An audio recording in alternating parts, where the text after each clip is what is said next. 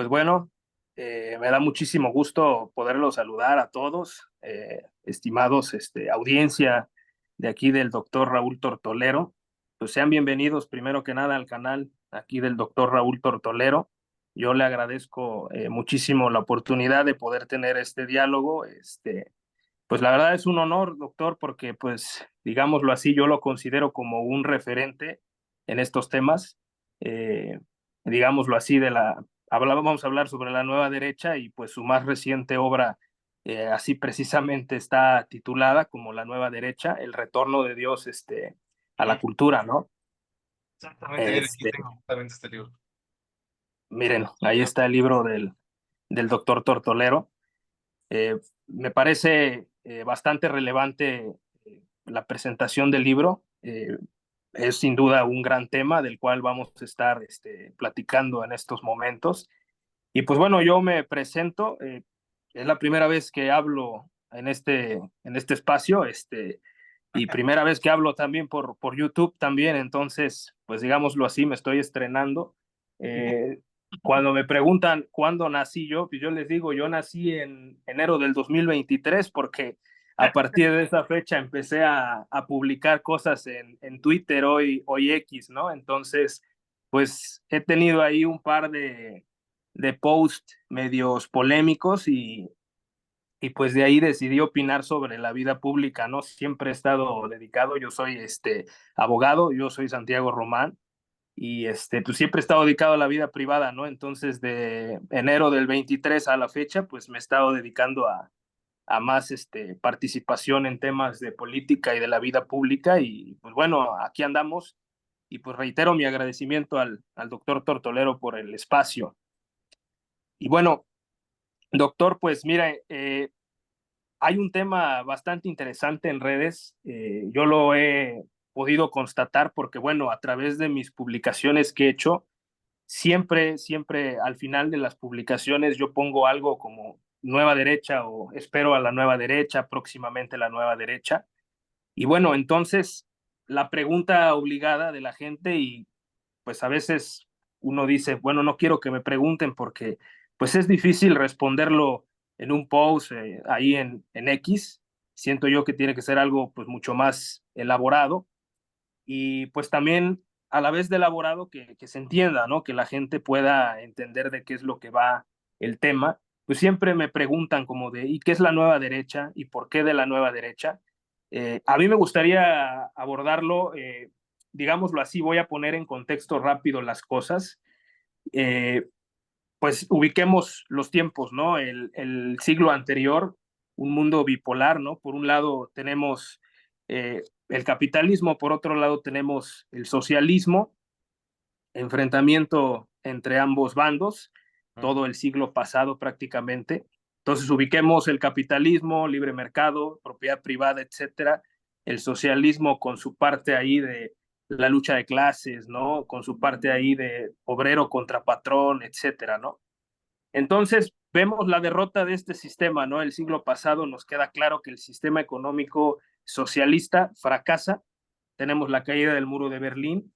Entonces, la derecha, digámoslo así, la derecha tradicional, la derecha del siglo pasado, yo así le pondría, pues se queda anclada en sus temas económicos, dice, pues ya derrotamos al socialismo, ya no nos van a hacer, digámoslo así, ya no nos van a representar nada, entonces, pues yo tranquilamente abandono los temas de la vida pública, de la vida política y me retiro al sector privado, ¿no? Así, yo así leo a la derecha del siglo pasado, ¿no? Entonces, viene, pues la izquierda pues, sabe vivir de las subvenciones, entonces, pues no puede, digámoslo así, derrotarse tan fácilmente, entonces se va metiendo en temas que, pues digámoslo así, que le han resultado de en éxito durante, pues digamos, ya inicios de este siglo, finales del siglo pasado.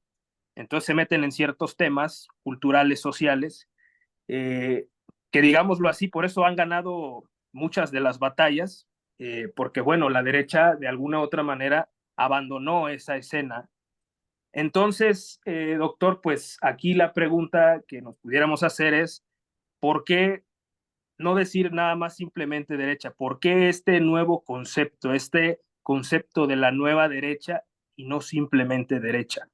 Sí, gracias Santiago Román, primero por aceptar estar en este espacio y también pues porque haces unas preguntas que son muy complicadas, pero que vale la pena responder. Voy a tratar de contestar esta primera pregunta. Bueno, mira, para empezar hay que decir que digamos, la derecha o la vieja derecha, como le decimos nosotros, desde la nueva derecha, la vieja derecha es una derecha que ponía el acento sobre todo en lo económico. Está basada, gira en torno del dinero, del capital, gira en torno del mercado, ¿sí? Y de todo lo relacionado pues sí, con el becerro de oro, diríamos nosotros también. O sea, lo más importante era el dinero, la producción, la productividad, mm, todo lo que tiene que ver con la prosperidad. No estamos hablando, quiero aclarar, no estamos hablando en contra de la prosperidad, porque la prosperidad pues es algo positivo, es algo hermoso que concede Dios a los que sí trabajan, ¿no? Y por desgracia también algunos que roban mucho también llegan a una cierta prosperidad económica, pero a la ruina moral, a la ruina espiritual. Pero básicamente la vieja derecha pone al centro de la vida no a Dios, como lo hacemos nosotros, sino al dinero, al becerro de oro. Y esto pues trae una serie de consecuencias pues nefastas para la vida del ser humano, mm, que sería largo de explicar, pero también la vieja derecha era una derecha globalista. Una derecha globalista no era una derecha patriota o patriótica, sino globalista. Era una derecha liberal, totalmente liberal, no era una derecha conservadora, no era una derecha de valores, no era una derecha religiosa, no era una derecha que buscara lo sagrado, era una derecha liberal. Y también por lo mismo de ser liberal, pues llevaba la carga de este gran individualismo.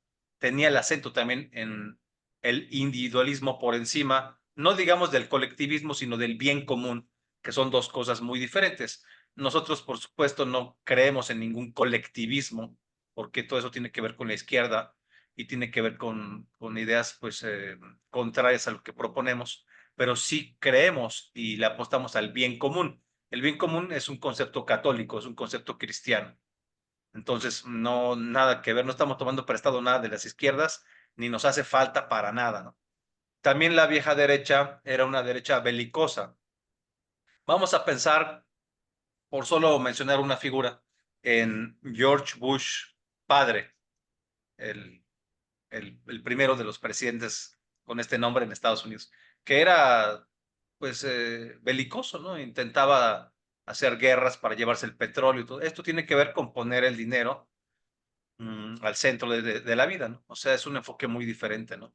Y entonces, pues no le importaba que fueran a morir estadounidenses en Irak o en Oriente Medio con sus lances belicosos, porque de ahí iba a conseguir petróleo para mucho más tiempo y con eso, pues, seguía manteniéndose el estado, el estilo de vida estadounidense, tal como lo conocemos hasta ahora o hasta hace pocos años. Entonces tenía toda esta serie de características y la vieja derecha, hay que decirlo, tiene mucho que ver con que haya llegado el progresismo, el supremacismo progresista, es decir, estos liberales, en muchos casos masones, son los abuelos de estos supremacistas progresistas que vemos hoy, vandalizando iglesias, vandalizando templos, culpando al patriarcado de todo, odiando a los hombres, promoviendo la homosexualización de la sociedad, promoviendo que no tengas hijos, que adoptes mejor mascotas en lugar de los hijos, haciendo ver que el ser humano es una plaga que hay que exterminar, que hay que acabar, que es un virus, porque en donde quiera que se reproduce, acaba con los ríos, con los mares, con el aire limpio, con la tierra fértil, acaba con todo y sobre todo que depreda a otras especies humanas, perdón, otras especies animales, ¿no? Acaba con todo lo que está cerca de él. Entonces, en esta visión tienen mucho que ver los liberales, que fueron los que empezaron a permitir todo este relajo moral que hoy estamos viviendo, ¿no?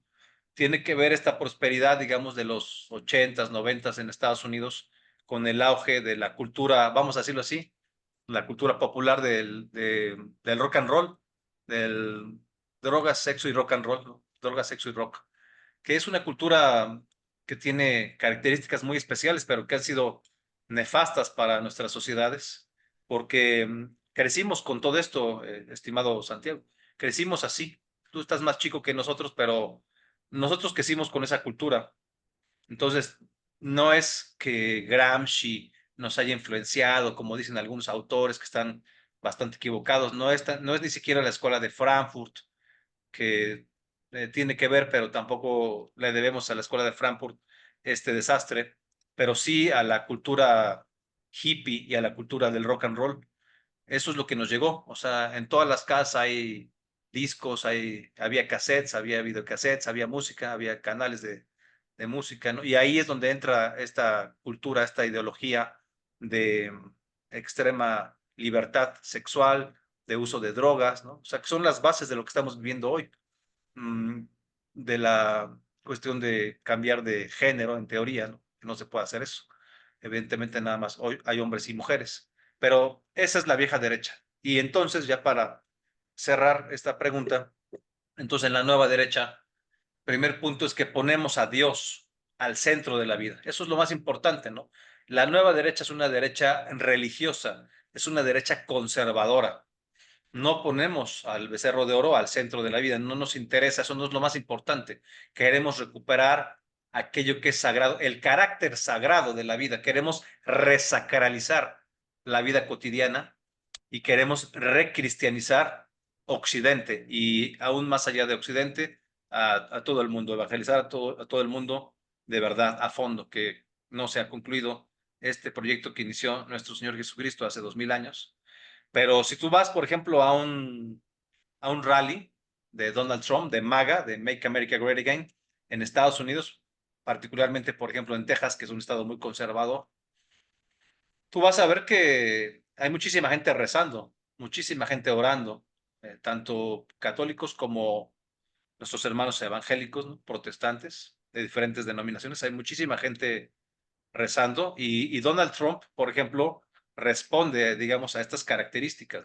Por supuesto que tiene que ver por el beneficio de los estadounidenses, por supuesto que tiene que considerar lo económico y todo, pero por ejemplo es un presidente que no inició ninguna guerra, es un presidente que sí reconoce a Dios, que aparece con una Biblia en la mano, que marchas pro vida, camina con la gente pro vida, que puso jueces conservadores, que echaron abajo los 50 años más nefastos de la historia de Estados Unidos, de la historia moderna, que son los 50 años del caso Roe versus Wade, este caso de los abortos, ¿no? Entonces, bueno, en la nueva derecha somos patriotas, no somos globalistas, en la nueva derecha somos pro vida, en la nueva derecha no somos liberales, somos conservadores.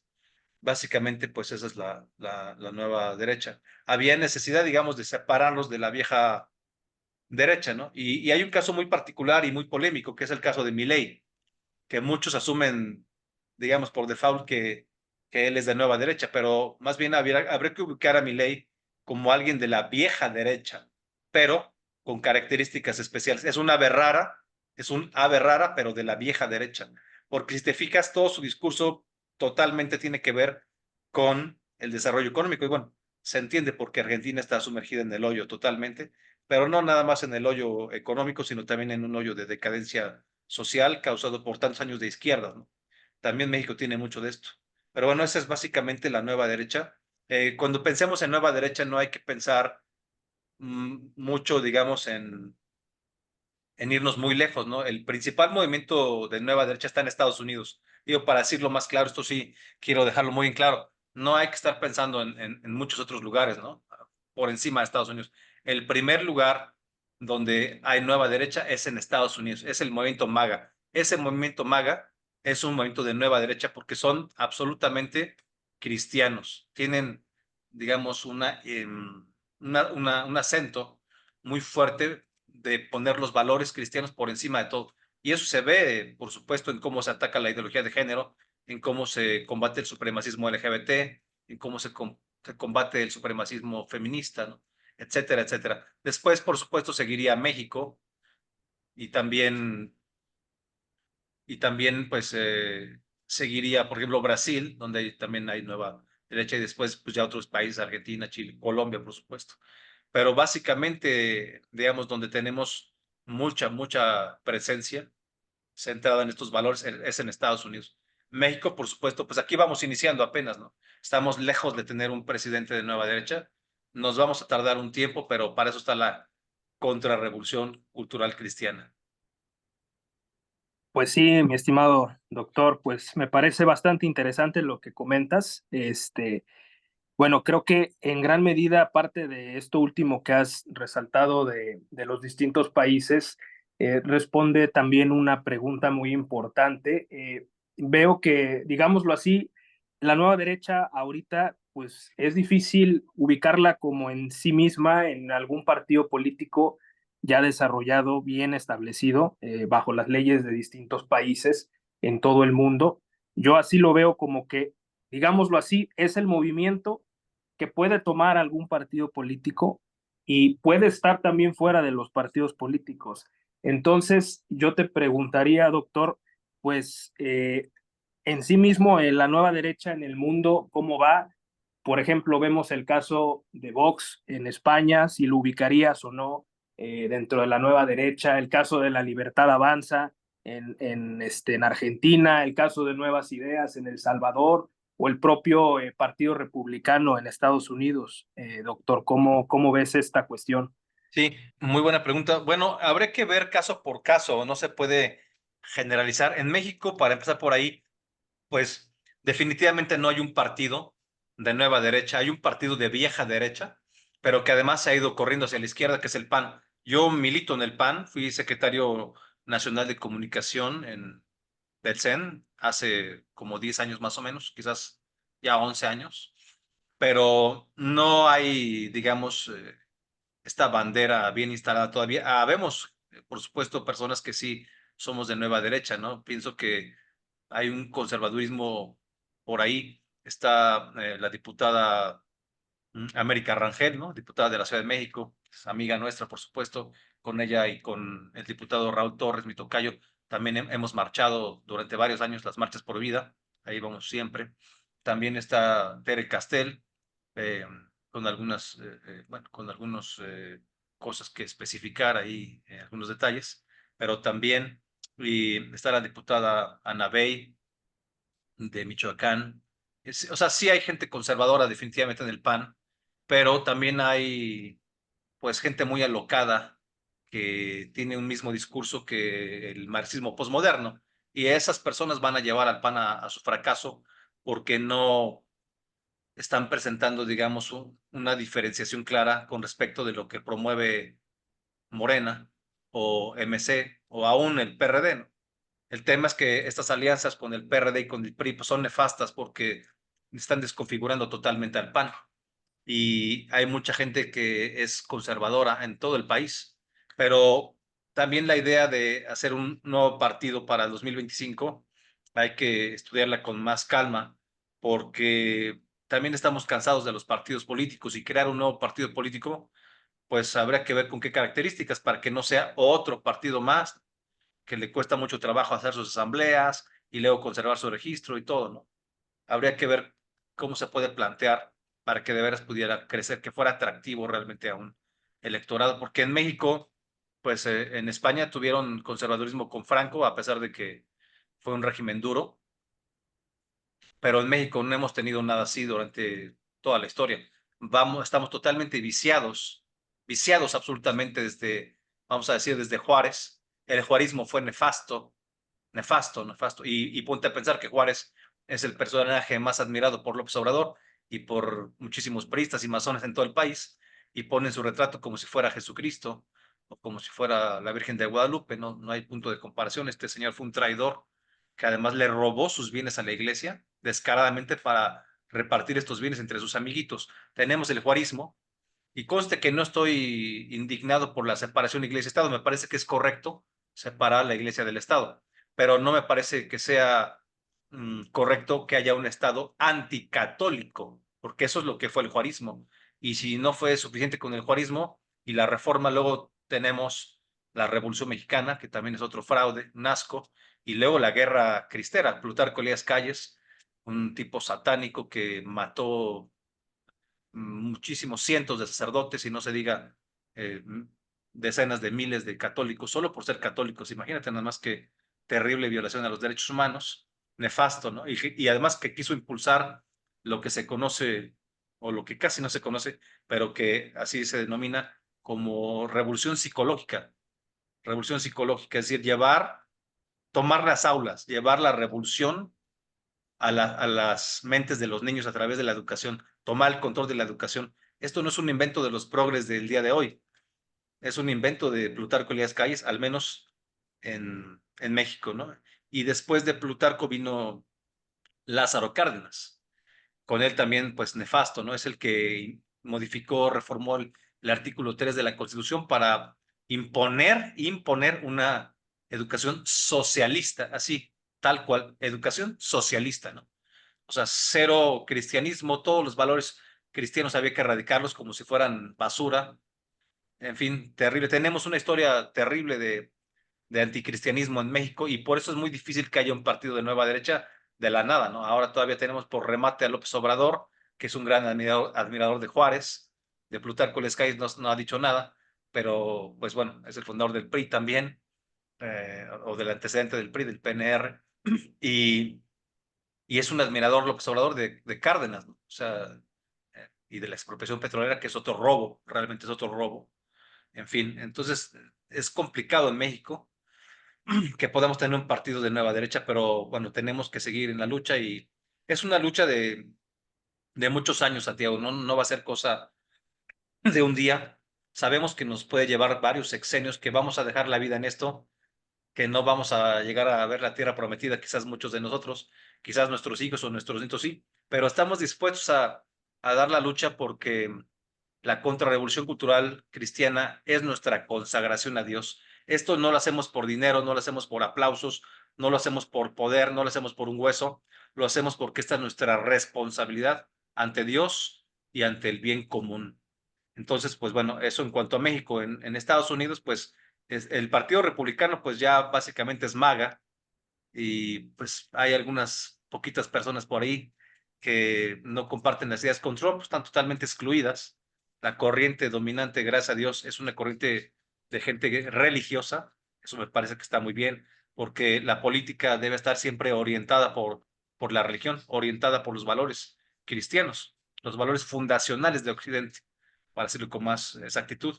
Y en el caso de Argentina no me parece que haya ningún partido de nueva derecha. Milei es un liberal, por eso es de la vieja derecha, aunque sea raro, ¿no? Exótico y con su peluca así rara, ¿no? Pero realmente no me parece que sea nueva derecha, ¿no? Por mucho que sea creativo y que le conteste fuerte al observador, eso está bien, ¿no? Lo conozco en persona, compartí escenario con él en dos eventos importantes, en el CIPAC y en otro evento en Monterrey. Pero no, o sea, no me parece que sea de nueva derecha. En Chile hay que ver, está el Partido Republicano de Chile con este señor Cast, que no pudo ser presidente, pero que va a seguir insistiendo, me parece que es conservador, serio. Bolsonaro me parece que sí entra en la categoría de nueva derecha.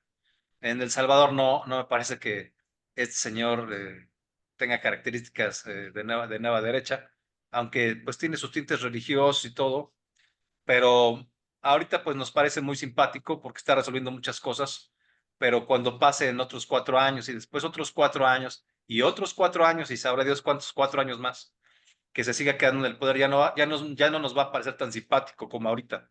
Ahorita pues porque bueno, vienen de decenas de años de las bandas extorsionando a la gente y en fin, ¿no? Sí hay que reconocerle que ha avanzado, pero tiene como toda la pinta de quererse quedar en el poder y eso no nos gusta, ¿no? Porque como quiera que sea, eh, necesitamos que haya democracia en nuestros países. Nadie puede estar por encima de la democracia tampoco, ¿no? Aunque no es que estemos hechos para la democracia, porque esta cuestión de la separación iglesia-estado a veces parece que equivale a que en el Estado no se puede vivir una religión. Y esto es un absurdo, ¿no? O sea, tú puedes practicar la religión que tú quieras. No tiene nada que ver, ¿no? eres libre de practicar una religión u otra, no tiene que haber una censura a las religiones. Sí, claro, totalmente, totalmente de acuerdo. Y bueno, tomando en cuenta pues todo este contexto internacional, a mí me gustaría analizar en concreto pues qué pasa aquí en México. Pues yo la verdad, así como veo el panorama, pues el panorama político realmente, pues tenemos, creo que son como 7 partidos políticos a nivel nacional, si no mal recuerdo, y de todos ellos, pues prácticamente, pues todos de izquierda, ¿no? Prácticamente, ¿no? Entonces, el único que por ahí andaba, pues digamos, más cercano a lo que es la derecha antigua, pues es el PAN. Y sí, hay mucha gente realmente que sí da la lucha, que sí hemos podido ver, por ejemplo, en este caso de el tema, por ejemplo, recientemente que se aprobó la reforma al Código Penal federal sobre qué fue el tema de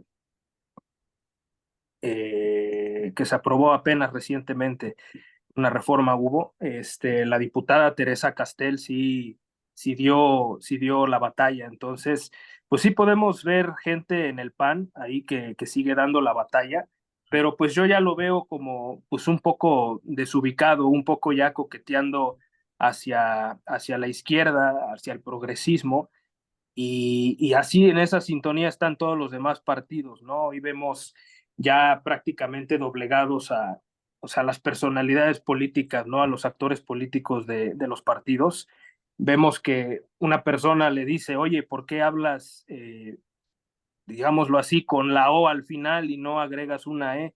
O no dices todos y todas, ¿no? Entonces ya ahí como que te ponen a temblar y el político blando, el político progre, que yo los identifico como falsos aliados, porque a veces en lo público te pueden sostener algo políticamente correcto y en lo privado pues siguen siendo las mismas personas, ¿no? Entonces, pues solamente cambian pues conforme va la corriente, ¿no? Conforme va y se sienten que están ante un auditorio y bueno, y creen que el auditorio es no apto para escuchar lo que él tiene que decir, entonces modifica su Claro. discurso. Entonces no son personas realmente auténticas. Entonces yo veo, así veo la política nacional hoy por hoy, así veo que es lo que está sucediendo. Entonces, pues hay una parte del electorado, digamos, México en su mayoría un país católico, un país de creyentes, y yo la verdad digo, a veces no sé, yo cuando he ido a la iglesia y veo a personas que son realmente creyentes, que son realmente practicantes del catolicismo y están cegados con Morena, o sea, esa mentalidad juarista no la hemos podido sacar de nosotros, ¿no? Entonces, como que, digámoslo así, y veamos a los partidos de ahorita y cómo están realmente tomados por el progresismo, por estas agendas, digo, algo se necesita hacer para darle representación a un sector de la población, yo diría más del 50% de la población. Ujú. No sé usted, doctor, pero yo veo así como la mayoría silenciosa necesita despertar. Entonces, ¿a qué atiende este surgimiento de la nueva derecha? ¿Cómo pudiéramos decir a qué responde el surgimiento de la nueva derecha en México? Bueno, la vieja derecha se agotó con su propio caos, se consumió en su propio degenere, digamos, ¿no? En en su ausencia de valores. Entonces la gente pues no es suficiente, la gente no tiene suficiente con una economía, ¿no? O sea, poniendo a girar su vida en torno de la economía, no te proporciona un marco espiritual, filosófico, político, de acción social suficiente para que tú te sientas pleno. Se requiere la presencia de Dios al centro de la vida para que tú logres tu plenitud, porque estamos hechos para el amor, estamos hechos para la plenitud, pero esto solamente es posible en Dios, no porque tengas una casa, un coche, un buen empleo, viajes, tengas ropa de marca, un relojito bonito, caro, o sea, no por eso tu vida ya tiene un sentido. El único sentido profundo y verdadero es el sentido de trascendencia y esto solamente se logra en la religión. En México hay un 77% de católicos y un 11% de protestantes. Entonces, juntos, los hermanos en Cristo somos un 88%, que pues, es la gran mayoría del país. El tema es que, lo hemos dicho en varias ocasiones, necesitamos no solamente ser buenos ciudadanos y defensores de la democracia, sino dar 2 o 3 pasos más adelante y ser soldados de Cristo Rey. Es decir, no nada más defensores de la democracia que salen de Rosita a defender al INE, que pues también es un instituto que está tomado por López Obrador, por la 4T, está tripulado, de eso no hay ninguna duda. Bueno, yo no tengo ninguna duda, igual que muchas otras instituciones que deberían ser totalmente autónomas, pero ya no lo son. Pero se requiere gente que quiera defender, que sepa defender los valores fundacionales, es decir, los 7 puntos que defendemos en la contrarrevolución cultural cristiana, la CCC. Los 7 puntos son los siguientes: la defensa de la fe, la defensa de la vida desde la concepción hasta la muerte natural, la defensa de la familia natural, la defensa de la propiedad privada, la defensa de la patria, la defensa de las libertades y la defensa de los derechos universales. Son 7 puntos que, digamos, hemos convenido empujar, impulsar en esta contrarrevolución cultural. El cambio que requerimos no solamente es electoral, la gente le apuesta muchísimo a las elecciones, piensan que mágicamente por ir a depositar una boletita en la urna, todo va a cambiar y su vida va a ser diferente y va a haber una transformación social de la mentalidad, se va a acabar el juarismo, se va a acabar el callismo, el cardenismo, el socialismo, el progresismo en la cabeza de todo el mundo. Y esto evidentemente no se puede. La lucha es una lucha también global, es una lucha internacional, porque, por ejemplo, todo lo que nos van inyectando a través de Netflix y otras plataformas de streaming, por ejemplo, de Walt Disney o no sé, la que tú quieras, todos esos contenidos en donde los protagonistas todos son negros, de raza negra, aunque no hayan sido en la historia verdadera de raza negra, es por algo, es una agenda del supremacismo negro en Estados Unidos, como que tiene movimientos muy representativos como Black Lives Matter o Antifa, ¿no? Entre otros, y que manejan estos postulados, ¿no? Es un rostro más del marxismo posmoderno, pero digamos, no vamos a poderlo quitar esto de un plumazo, aunque tengamos guerreros en el PAN y tengamos guerreros que tengan diputaciones o tengan senadurías o alcaldes, ¿no? Claro que sería mucho más fácil, pero digamos, nuestro movimiento no tiene por fin último tener el poder político, sino tener una transformación social hacia lo espiritual, el reencuentro con Dios, la resacralización de la vida cotidiana y la recristianización de la cultura.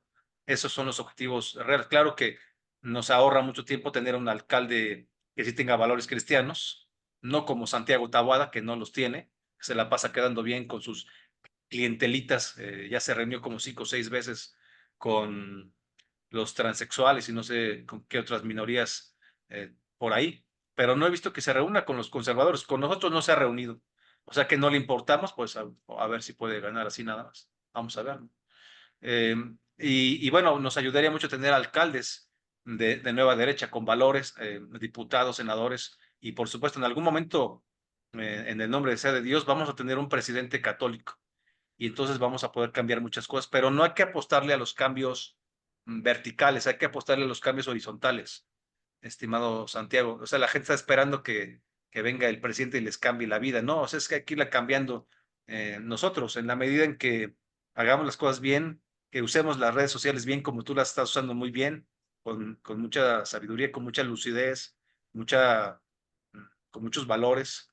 En esa medida en que usemos las redes sociales, que hagamos conferencias, escribamos libros, hagamos cine, hagamos manifestaciones, salgamos a protestas, en la medida en que vayamos transformando la cultura en una cultura más cristiana, más de defensa de nuestros valores, en ese momento vamos a también ir formando cuadros que en su momento pues van a llegar a puestos de elección popular, pero no es el nuestro, que es un movimiento cristero, también hay que decirlo. Cristero, obviamente, no por tomar las armas, no tomamos las armas, somos pacíficos, pero estamos adaptando el pensamiento cristero a, digamos, al contexto actual. Claro que si tenemos estos cuadros ya instalados en el poder, pues vamos a poder hacer las cosas mucho mejor, pero no hay que estar pensando nada más en eso, ¿no? O sea, no hay hay que apostarle a un cambio cultural, ¿no? El católico, bueno, el cristiano en general debe dejar de ser tibio, debe ser intenso, debe ser fuerte, debe ser aguerrido. Debemos ser soldados de Cristo Rey en todo momento y en todo lugar. Claro, totalmente de acuerdo y coincido contigo, doctor, porque pues sí hemos tenido casos de, pues yo diría que la mayoría de los presidentes han sido católicos, ¿no? O sea, este actual no, pero yo creo que de Peña, Calderón, Fox, pues católicos, pero realmente, digamos, el hecho de que llegue un presidente católico, pues no garantiza precisamente este cambio, ¿no? Claro, Simplemente lo vemos, por ejemplo, desde los libros de texto, ¿no? Los libros de texto que pues adoctrinan, pues en esencia, ¿no? A la niñez, a la juventud, pues la historia de México, ¿no? Simplemente un presidente católico que realmente tenga buenas intenciones de cambiar las cosas, pues empieza desde ahí, ¿no? Desde el tema de la educación y vemos que pues la historia de México pues es una historia a modo, vemos que siempre pues es la historia de los vencedores contra los vencidos y que precisamente nos cuentan algo de manera subjetiva, no realmente como pasaron las cosas, ¿no? Desde la propia independencia, al México independiente, el padre de la patria, creo yo, no se le da el lugar. El verdadero padre de la patria, Agustín de Iturbide, no claro. Miguel Hidalgo, ¿no? Sí, Entonces, desde ahí creo que creo que es algo fundamental partir de ahí para precisamente ir transformando las cosas, ¿no? Entonces, un presidente que llegue por ser católico va a cambiar, o sea, creo yo que es pensarlo muy acotadamente, ¿no? Es decir, tiene que haber un cambio profundo, pero bueno, el contexto, doctor, en el que estamos en este año y es año electoral, pues es pregunta obligada, ¿no? Es tema obligado de, pues sí, estamos pensando a mediano y a largo plazo de cómo hacer bien las cosas, pero pues un poquito en el corto plazo, mediano plazo, ir pensando, ¿no? Más o menos en este panorama de lo que está pasando en México y qué es lo que viene, digamos, en este año y el próximo año. Digámoslo así, bueno, yo para este año, sinceramente, me siento muy decepcionado pues de la contienda para la presidencia, ¿no? Particularmente el presidente, creo yo, el presidente López Obrador ha instaurado pues un sistema en el cual le ha permitido, porque la oposición no da una, le ha permitido colocar a dos candidatas a la presidencia de la República, ¿no? Alguna de manera directa, otras de manera indirecta, ¿no?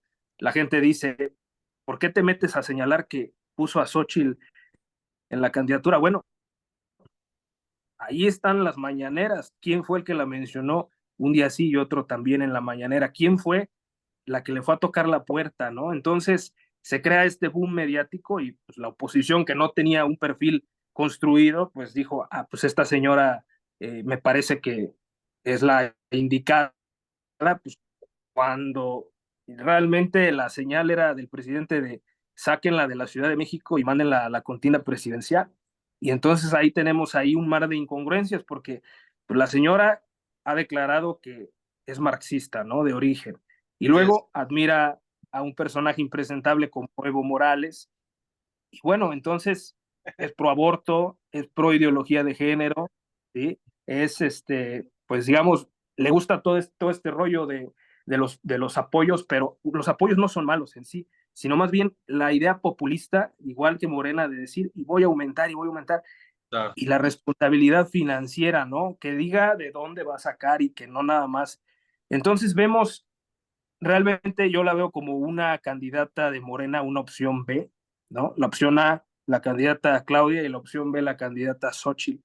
Entonces, Ni desde siquiera la eso. nueva derecha, O sea, el que vota por Xochitl, lo hemos dicho, yo sé que es polémico lo que voy a decir, pero el que vote por Xochitl Gálvez no va a salvar al país, porque Xochitl Gálvez de entrada no tiene ninguna posibilidad de ganar, seamos serios. O sea, hay 5 estados de la República que son gobernados por el PAN, mientras 22, 23 son gobernados por Morena. O sea, estructuralmente, además, Morena tiene el gobierno federal y es el que da, es el gobierno que da los apoyos, muchísimos apoyos, y la gente pues vive de eso, ¿no? Entonces es muy difícil, estructuralmente hablando es muy complicado que Xochitl pudiera ganar. No puede ganar. Es una improvisada porque ella iba para la jefatura de gobierno, y después, y ahí hubiera hecho un buen papel, ¿eh? Porque aquí, pues desgraciadamente, en la Ciudad de México hay mucho progresismo como en ningún lugar del país, la gente a veces está desatada, ¿no? O sea, qué lástima, pero bueno, esto pasa en todas las capitales, ¿eh? O sea,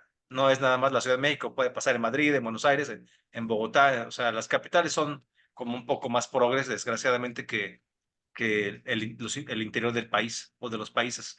Entonces, además de lo que tú ya comentas, que es muy cierto, que ella misma ha dicho que es marxista, trotskista, abortista y cercana al supremacismo LGBT, al supremacismo feminista, al supremacismo indigenista también de paso, y que le encanta la ayahuasca, el peyote y no sé cuántas otras cosas se fume, inhale o beba, ya es suficiente con ese perfil, ¿no? Como para rechazarla, o sea, no tiene una pizca de valores panistas, siendo que ha lucrado realmente con el PAN durante mucho tiempo y ni siquiera es militante del PAN. Yo no tengo por qué apoyarla porque no me convence, pero además como panista, que sí soy, pues el PAN no ha cambiado, sigue siendo un partido pro vida, lo cual pues me da orgullo, lástima que hayan llegado muchos progres, pero los que se tienen que ir son ellos, no nosotros, nosotros que somos conservadores y que entramos al PAN por razones que tienen que ver con mm, la promoción de los valores de la democracia cristiana, pues no tenemos por qué salirnos, pues que se salgan los progres. Entonces no hay opciones. Luego está la mezcla, el frente, la mezcla, esta alianza con el PRI, un partido que es socialdemócrata, que su fundador es Plutarco Elías Calles y que tenía también como posible candidata a Beatriz Paredes, que es parte del grupo, fundadora del Grupo de Puebla, un asco, o sea, y el otro partido es el PRD, que si tú te metes a revisar a la página del Foro de Sao Paulo, es uno de los partidos que militan o que son parte de este foro, del Foro de Sao Paulo. Imagínate nada más, esa es la oposición. Como es una falsa oposición, realmente es una oposición fake y no me voy a cansar de repetirlo. O sea, Xochitl Gálvez es una oposición fake. Hay que decir lo que va a hacer ella es solamente convalidar, legitimar una elección de Estado que ella misma ha denunciado, pero lo conducente, lo propio, sería que si tú estás viendo que la cancha está tan dispareja que te van a arrebatar, que los árbitros están vendidos y que le están metiendo millones de pesos del otro lado, pues entonces renuncia. O sea, renuncia, revienta tú misma la elección. Eso sí sería una nota, un escándalo internacional que ayudaría a que los ojos del mundo se pongan sobre México para que vean cómo estamos en el inicio de una dictadura socialista. Lo digo textualmente, ¿no? Pero pues le está convalidando, le está haciendo el juego. Dice, ay, es una dictadura, es una elección de Estado. Bueno, pero entonces salte, entonces pues abandona la contienda y en lugar de eso, ella sigue ahí. Entonces, pues, ¿qué quiere decir esto? Que es la palera, ¿no? De la comparsa de Claudia Sheinbaum y darle un voto, esto es polémico, ¿eh? Darle un voto a la señora Xochitl Gálvez es darle un voto a Claudia Sheinbaum. ¿Cómo es eso? Suena como raro o hasta contradictorio, pues más bien es paradójico, pero así es, porque no es ninguna opción. Y hay gente, te voy a decir también es que esta cuestión de ser buenos ciudadanos y ser buenos demócratas nos ha convertido en unos buenos huevones, la verdad, que están pensando, es un pensamiento mágico pensar que porque ponen su boletita en la urna todo va a cambiar y en 6 años no hacen absolutamente nada más que estar viendo Netflix y echar caguama, ir al fútbol o no sé qué hagan, ¿no? Acostarse unos contra o todos contra todos, drogarse o sabrá Dios qué hagan todas estas personas que tienen un pensamiento mágico. O sea, las cosas no se construyen así. No vieron quizás que durante 6 años, como tú mencionaste hace rato, López Obrador ya tuvo oportunidad de construir un monstruo, de tener el control de todo, absolutamente de todo, y sobre todo de una característica muy señalada de lo que yo llamo socialismo blando, es decir, un socialismo que no llega con las armas, sino que llega a través de las urnas, pero que se queda, se va perpetuando en el poder. Es el mega asistencialismo, o sea, toda esta serie, este conjunto de programas sociales de ayuda, la gente mata por tenerlos, porque viven de eso, ¿no? O sea, por supuesto que quieren que siga Morena como dé lugar, o sea, y tiene al ejército de su lado, convencido, digamos, con muy buenos negocios, administrando aeropuertos, puertos, aduanas, ¿no? Haciendo muchísimos negocios, la Marina igual, etcétera, etcétera, ¿no? O sea, sería largo de describir todo lo que ha hecho López Obrador. Mientras López Obrador hizo todo eso y además ganar, no sé, 15 estados, ¿qué hizo la oposición? Nada, no hizo absolutamente nada. nada, nada, nada.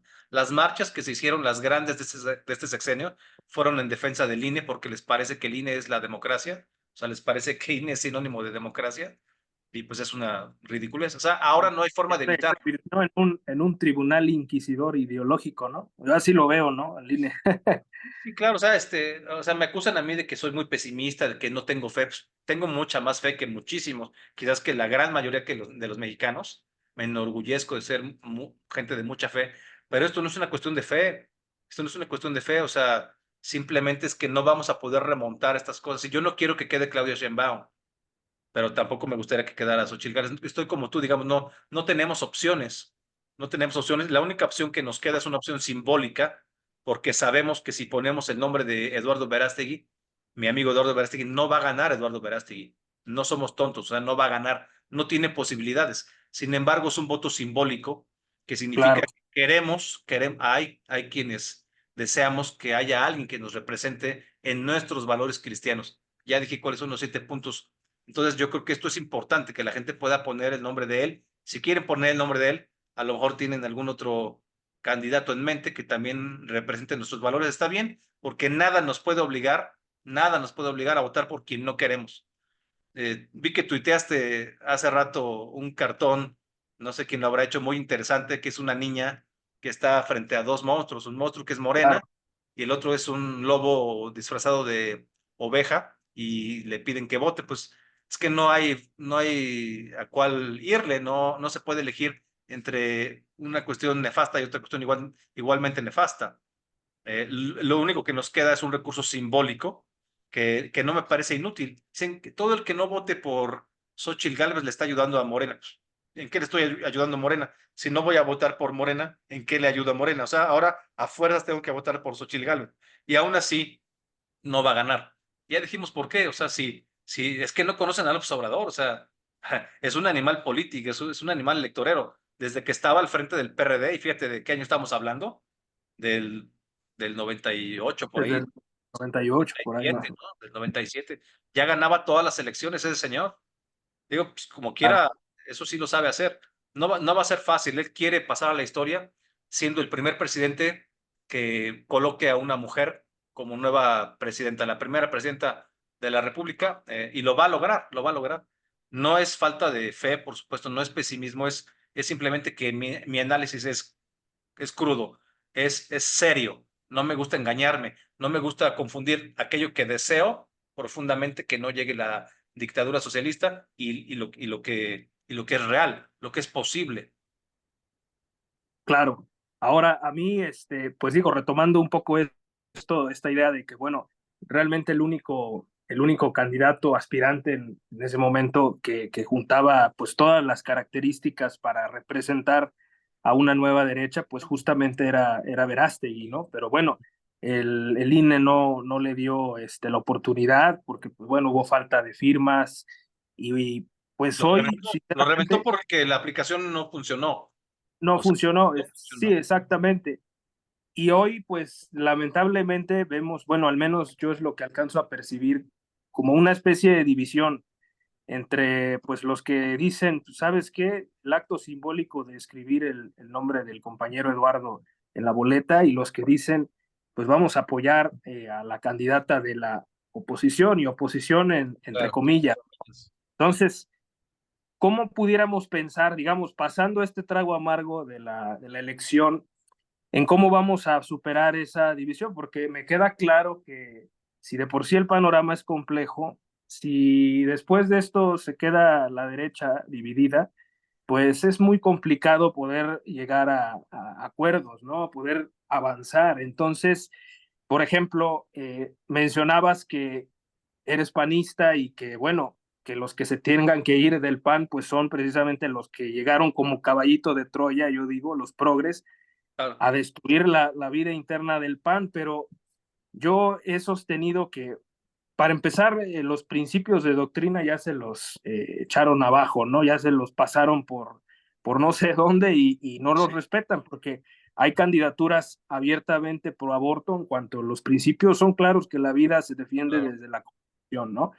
Entonces, la pregunta es, ¿el PAN cómo va a poder superar esto? Pues será cuestión su dirigencia y sus militantes así lo determinen, ¿no? Que establezcan en claro cuál es la ruta a seguir, pero que no sigan engañando al electorado, ¿no? Con este tipo de cosas de que, pues sí, mis estatutos y mis idearios dicen una cosa, pero mis candidatos dicen otra, ¿no? Entonces, pasando este trago amargo, doctor, de la elección, porque yo así lo Claro, percibo, sí, ¿qué sí. sigue, no? Para adelante en el 2025 de decir, bueno, ya salimos divididos de una elección en la que no teníamos ni candidato, ¿no? Entonces, como, ¿por qué salimos divididos así?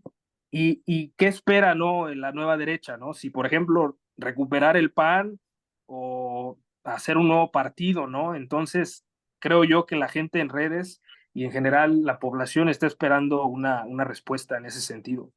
Mira, ahorita tenemos tres estrategias que están, digamos, en marcha. La primera ha sido el buscar candidatos independientes, o sea, más bien sin partido, sería más correcto decir, candidatos sin partido para cualquier puesto de elección popular que tengan nuestros valores, que representen nuestros valores, esta agenda de 7 puntos. El caso, pues, más sonado, obviamente, fue el de Eduardo Verástegui, que iba para la presidencia de la República. La verdad es que las firmas se atoraron muchísimo con esa aplicación. Decíamos que es una app que apesta, porque Claro. realmente la app apesta, porque No, es realmente muy difícil firmar, luego tardaba mucho no se en, podía. O mandabas la sea, firma y no la rebotó, validaba. rebotó decenas de miles de firmas. O sea, no se vale, digamos, es una estrategia de la partidocracia, pues para reventar a los candidatos sin partido. Eso es todo para seguir con la misma rueda, la misma mafia mm, que controla todo hasta ahorita. Entonces, esa es la estrategia número uno. Y bueno, pues hay algunos casos que sí andan por ahí, ¿no? En Coahuila, en Estado de México, en fin, aquí y allá, ¿no? Ya sea que están en las boletas o que puedas poner su nombre. Esa es la estrategia, digamos, número uno. La estrategia número dos es que nuestro movimiento, la contrarrevolución cultural cristiana, está más allá de los partidos políticos y está más allá de los colores. Esto quiere decir que tú puedes votar por un candidato que sí tenga nuestros valores, que esté en el PAN, pero también alguien que esté en el MC, como el caso de nuestro amigo Mario Fernández en Hidalgo, va por Izmiquilpan, bueno, va por una diputación federal, esperemos que gane. Él es un conservador, es uno de los fundadores o el fundador de Ya vi Sublevados. que tiene sus flyers ahí, que Sí, defiende la vida, la claro. familia, sí, ya lo vi. Bueno, él está en MC, es un partido súper progre, un asco de partido, pero ya dijimos que tenemos que estar por encima de los colores, porque no significa nada, ya los colores no significan nada. Entonces, mientras a él no le obliguen a votar a favor del aborto o a votar alguna cosa, y si lo obligaran, él puede, pues, esgrimir la objeción de conciencia y hacerlo valer, y nadie le puede obligar, aunque los estatutos del partido digan esto o aquello, él puede decir, pues está muy bien, pero yo no lo voy a hacer, y punto, ¿no? O sea, mientras la gente sea fiel a nuestros valores, no importa en qué partido esté, así sea que estén en Morena, que es el partido más odioso, más chocante y repulsivo de todos los partidos, pero aún así, aun cuando conozco gente conservadora que está en Morena, sí hay algunos, unos que otros, unos que otros por ahí, pero sí hay en diferentes estados de la República. Por ejemplo, el caso de Marta Márquez en Aguascalientes, ¿no? Ella Claro. estaba en el PT, no está Morena. Ella es bastante conservadora, muy religiosa, muy conservadora. Tuvo un problema en el PAN, se tuvo que salir del PAN por grillas locales, lo que sea, en Aguascalientes y ahora se pasó al PT y luego a Morena, pero es súper conservadora, bastante más conservadora que los panistas que andan por allá buscando hueso, ¿no? En fin, entonces sí hay, ¿no? Eso quiere decir que podemos votar libremente por gente que nos represente en cualquier partido.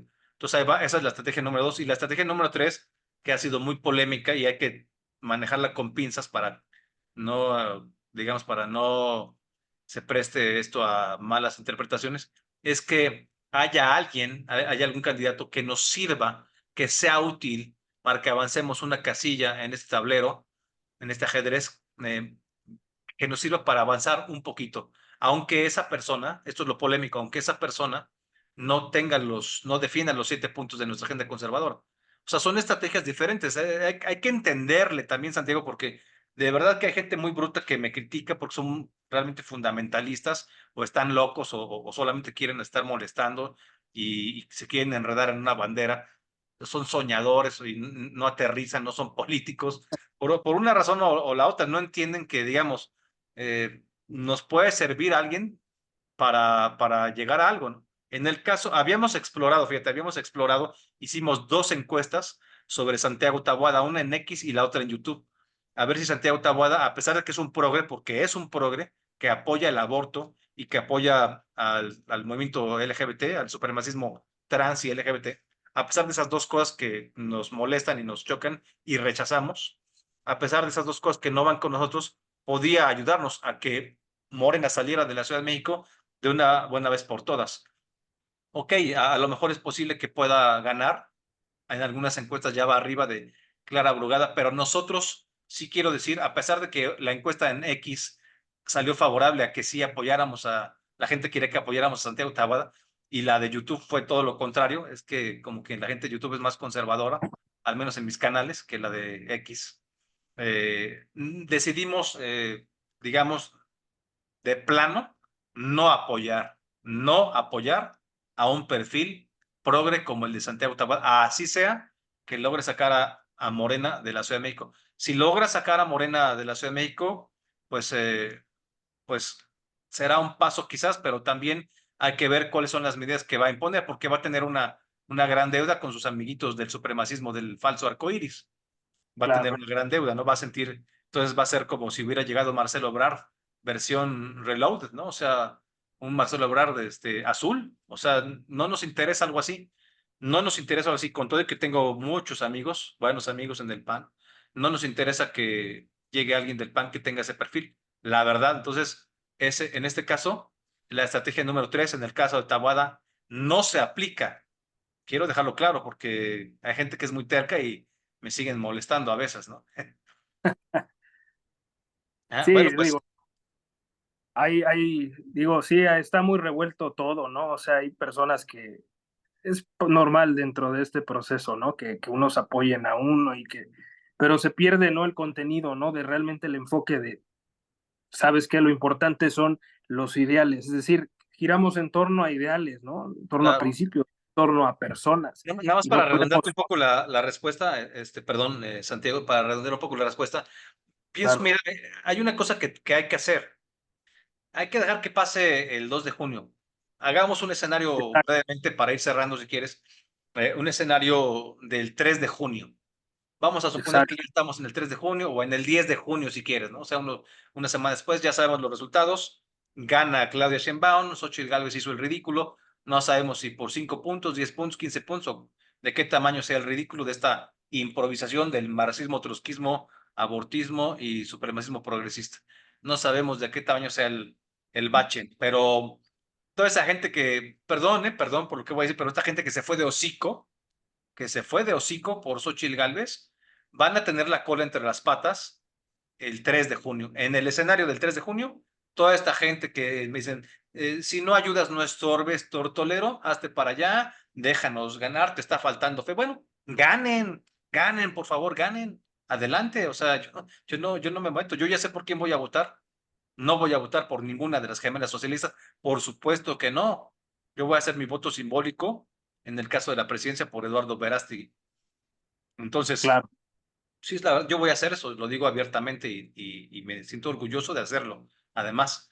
Pero que quede muy claro que, digamos, en ese escenario, todos van a estar con la cola entre las patas, porque no supieron distinguir entre sus emociones y lo que es posible. Confunden, ya no ven claramente, están obnubilados por sus deseos, por sus ansiedades, por su irresponsabilidad, que no hicieron nada en 6 años y quieren todo solucionarlo con el voto. Eso no es Con un posible, voto, Santiago. Entonces, bueno, en ese escenario llamémosle escenario del 3 de junio, van a estar con la cola entre las patas y van a decir, pues sí, tenías razón, Raúl, lo que pasa es que había que hacer la lucha, que no sé qué, pues ahora, ¿qué van a hacer ahora?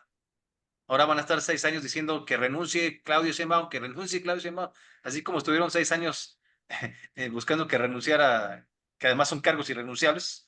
Hay un poco de ignorancia en este sentido. Son cargos irrenunciables, los de elección popular. Se pide licencia en todo caso, o se hace un juicio político, pero no se puede renunciar a la presidencia ni a ningún otro cargo. Eso pues digo, deberían saberlo. Tú lo sabes porque eres abogado, pero pues para los que no lo supieran.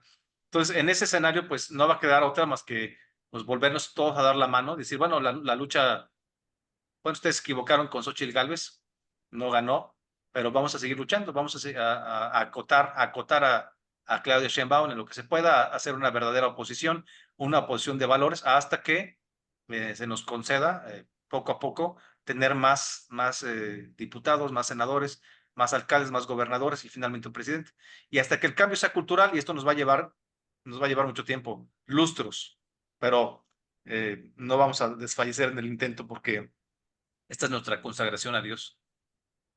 Pues sí, yo veo con buen ánimo, después de escucharte, doctor, que pues sí, hay mucho por hacer, ¿no? No todo se agota de aquí al 2 de junio, ¿no? Entonces, pues sí, ya veremos el 3 de junio a ver cómo se van poniendo las cosas. De entrada, pues yo creo que lo más importante es llamar a la unidad de la derecha, ya una vez pasada esta elección, pues se puedan superar las diferencias que pues son naturales, ¿no? No podemos decir que todos podemos pensar en el mismo sentido y mucho menos, ¿no? Si no, pues no tendría sentido que hubiera diálogo, debate, ¿no?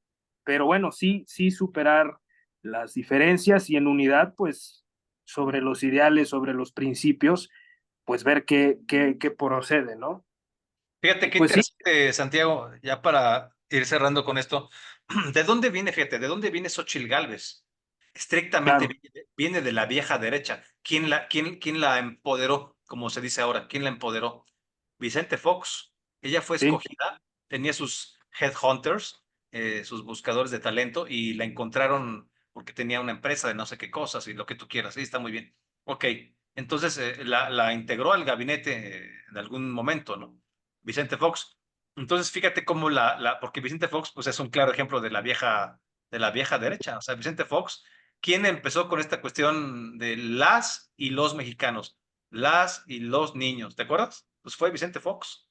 Él empezó con este lenguaje, esa fue la primera parte, Santiago, hay que recordar, esto fue en el 2000, en el 99. O sea, esto lleva 25 años, o sea, el lenguaje inclusive o incluyente empezó con Vicente Fox en México, con Vicente Fox, no con Cedillo, claro. empezó con Vicente Fox. Imagínate, con un panista, es la verdad, empezó con un panista, qué pena. El señor era globalista, muy amigo de George Bush, del hijo de los Bush, o sea, globalistas, etcétera, o sea, poniendo la prosperidad por encima de todo, aunque sí tuvo reuniones con el Papa, sí mostró un estandarte de la Virgen de Guadalupe y todo, pero bueno, pues era, digamos, no era un católico realmente muy militante, es un globalista también, pero de ahí viene Xochitl Gálvez, ¿ah? O sea, Xochitl Gálvez que te digo que el liberalismo social, moral y económico de Vicente Fox es el mismo de la vieja derecha y que dio pie a estos progres de ahorita, como Xochitl Gálvez. O sea, es exactamente lo que acabo de decir hace rato. Ahí se ve muy clara la línea, ¿no? Tenemos que parar esto, Santiago, porque no podemos, digamos, admirar a alguien que tenga este perfil tan nefasto como Xochitl Gálvez. Y no porque seamos ratones de la iglesia, ¿eh? No somos ese perfil, somos guerreros, somos cristeros, somos gente activa que ama a Dios, que pone a Dios al centro, que le da su lugar a Dios, porque Dios no es un juguete que te encuentras un día y te cansas de él y lo botas. O sea, Dios es el centro de la vida. O sea, creemos en Dios de verdad, a fondo. Eso no quiere decir que no quis que seamos santos, ojalá, o no quis que no pequemos. Somos unos pecadores como cualquiera. No digamos, no le hacemos al cuento, pero sí queremos hacer las cosas bien, lo mejor posible. Y el cambio va a tomar cierto tiempo. Pues sí, pues yo creo que agotamos bien pues todos las ideas y los puntos, ¿no, doctor? Sí. Pues te agradezco enormemente la oportunidad de este diálogo, de poder aclarar dudas y sobre todo para la gente que pues, nos esté escuchando, que puedan entender, ¿no? Básicamente de qué va esto de la nueva derecha. Yo siempre lo he dicho, no lo podemos resumir en una sola palabra o en una idea sencilla, es algo que pues se tiene que ir desglosando poco a poco, se tiene que ir explicando poco a poco y bueno, es algo que pues va a tomar su tiempo, pero estamos con buen ánimo y echados para adelante pues para construir la nueva derecha aquí en México. Muchísimas gracias por tu tiempo, por tu calidez, por la anfitrionía, Santiago. Esperemos tener muchas pláticas como esta y me quiero despedir diciendo oración y acción contra la revolución, viva Cristo Rey y Santa María de Guadalupe. Buenas tardes, hasta luego. Hasta luego.